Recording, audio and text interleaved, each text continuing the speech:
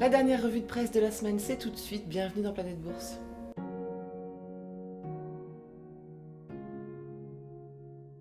On commence avec l'Europe. Alors que le télétravail gagne du terrain, British Airways envisage de vendre son siège social aux abords de l'aéroport d'Heathrow. Le Financial Times rappelle que la compagnie a supprimé 10 000 postes sur 40 000 l'an dernier. On apprend ce matin que David Cameron, l'ancien Premier ministre britannique, a fait quelques mois avant l'effondrement de Greensill pression sur le gouvernement pour que le prêteur ait davantage accès au programme de prêt d'urgence Covid-19 et un rôle plus important dans le soutien des entreprises touchées par la pandémie.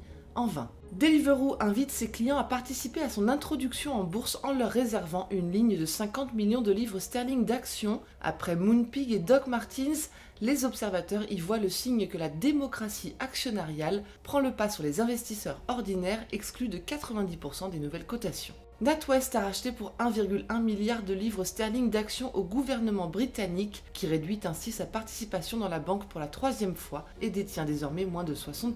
Wetherspoon, la chaîne britannique de pubs cotée, signe une perte semestrielle record à 46 millions de livres sterling et des ventes en chute de moitié. Elle en profite pour signaler qu'aucun cluster n'a été relevé dans ses établissements. Aux États-Unis, scandale social chez Goldman Sachs. Un groupe d'analystes juniors fait remonter les conditions de travail imposées par le banquier. 95 heures de travail par semaine, stress intense et surveillance excessive.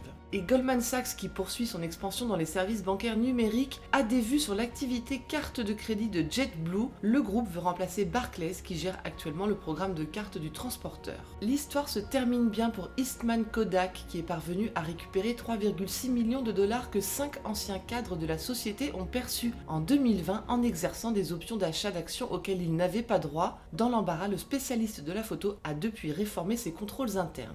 7 milliards de dollars, c'est le montant que Google va investir cette année dans ses bureaux et centres de données, une baisse importante par rapport aux 10 et 13 milliards des 2 dernières années. Le géant annonce par ailleurs la création de 10 000 emplois aux États-Unis. Chubb Limited veut racheter Hartford Financial Services Group, le plus grand assureur américain en termes de capitalisation boursière, propose 23 milliards de dollars pour s'emparer de son rival.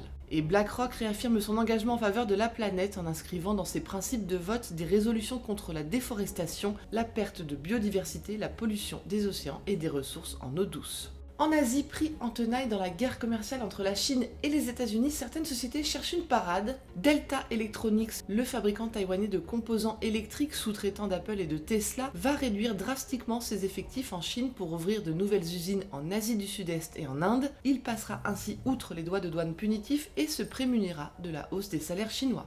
Sony a dévoilé sa toute dernière innovation, une manette de réalité virtuelle pour PS5 qui permet aux joueurs de ressentir les actions du jeu à travers leurs mains.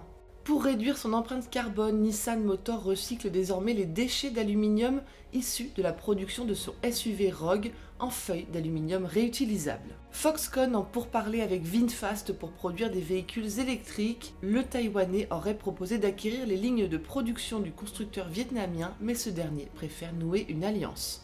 Le constructeur automobile japonais Toyota a alerté les autorités américaines sur un cas de corruption au sein d'une de ses filiales thaïlandaises, une histoire de pot de vin à des agents publics étrangers. Et enfin, Mitsubishi a dévoilé le calendrier de son projet de fabrication de carburant à base d'ammoniac. Le combustible devrait voir le jour d'ici 5 ans dans son usine d'Indonésie. Voilà ce qu'il fallait lire aujourd'hui sur les unes du monde. Très bon week-end et à lundi.